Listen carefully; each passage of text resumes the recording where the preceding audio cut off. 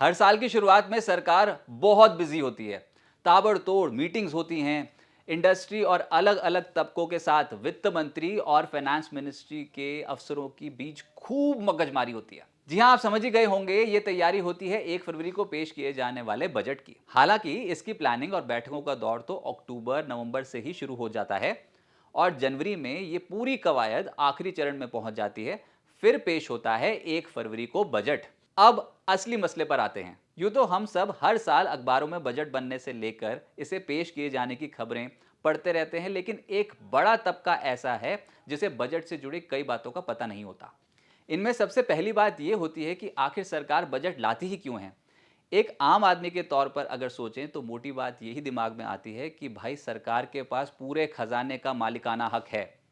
अब जहां जैसी जरूरत हो उस हिसाब से खर्च करते जाओ, क्या फर्क पड़ता है। इतनी बड़ी कवायद करने का क्या ही फायदा। तो आज बजट की यही बेसिक चीज आपको बताते हैं। आखिर बजट क्यों बनाती है सरकार, इस बात को अपने घर से ही समझिए। आमतौर पर हम सब अपनी कमाई के हिसाब में मंथली बजट तो बनाते ही हैं।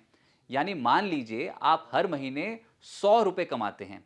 इसमें आपकी सैलरी और दूसरे जरियों से कमाई भी शामिल है। इनमें रेंटल इनकम, ब्याज वगैरह से कमाई भी शामिल है। अब आपकी कमाई आपको पता है, जो तकरीबन तय है।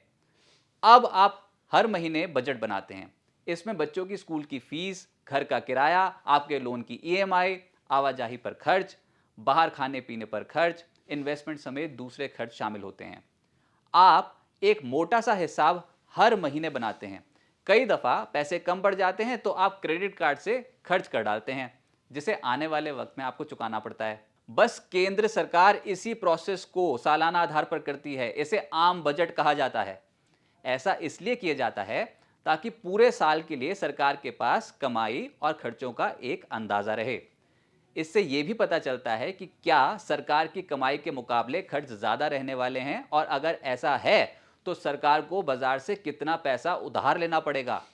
अब जितनी ज्यादा उधारी, खजाने की हालत उतनी ही कमजोर, क्योंकि सरकार को भी इस उधारी पर ब्याज चुकाना पड़ता है और यह पैसा अगले वर्षों तक सरकार की जेब पर बोझ बना रहता है। सरकार की उधारी जब ज्यादा बढ़ती है तो वो आम लोगों पर भी टैक्स का बोझ बढ़ा देती है। यानी बजट में यह भी पता चलता है कि क्या सरकार लोगों पर कोई नया टैक्स लगाने जा रही है या नहीं। क्या आप पर टैक्स का बोझ कम होगा, यह भी बजट में पता चलता है। क्या सरकार बजट में कुछ रियायतें देने वाली है या नहीं, यह भी बजट में तय हो जाता है। सरकार अपने बजट में अनुमानित कमाई और खर्चों का दस्तावेज रखती है।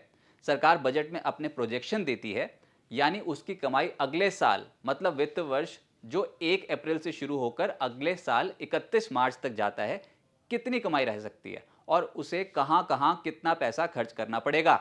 बजट पर चर्चाओं में सरकार अलग अलग मंत्रालयों की डिमांड्स को देखती है और फिर बजट में तय होता है कि किस मंत्रालय को कितना पैसा दिया जाएगा।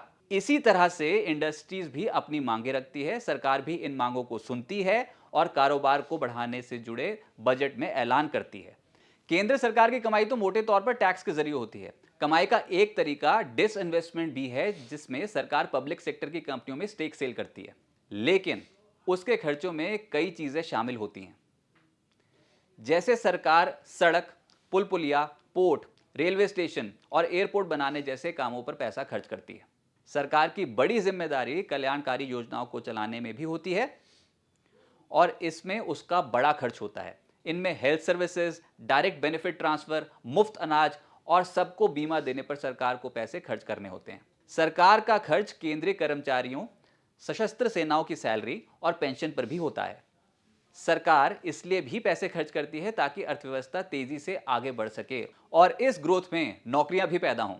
हां, एक बात और समझ लीजिए, सरकार बजट के अपने टारगेट से चूक भी सकती है।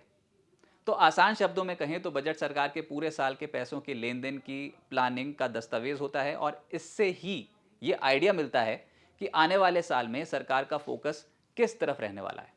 खैर, बिस्तक की इस खास सीरीज के अगले एपिसोड में बजट से जुड़ी कुछ और महत्वपूर्ण जानकारी आपको आम भाषा में समझाएंगे। तब तक के लिए देखते रहिए बिस्तक। नमस्कार।